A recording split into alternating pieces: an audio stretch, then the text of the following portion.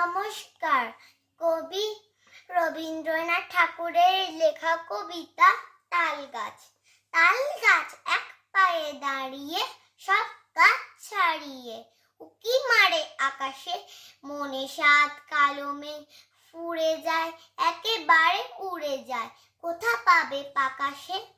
তাই তো সে ঠিক তার মাথাতে গোল গোল পাতাতে ইচ্ছাটি মেলে তার। মনে মনে ভাবে বুঝি ডানায় উড়ে যেতে মানা নেই, বাসাখানি ফেলে তার।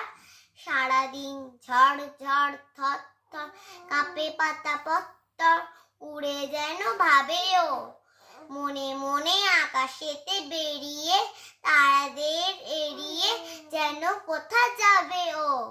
তারপর হাওয়া যেই নেমে যায়, পাতা কাঁপা থেমে যায়, ফেরে তার মনটি।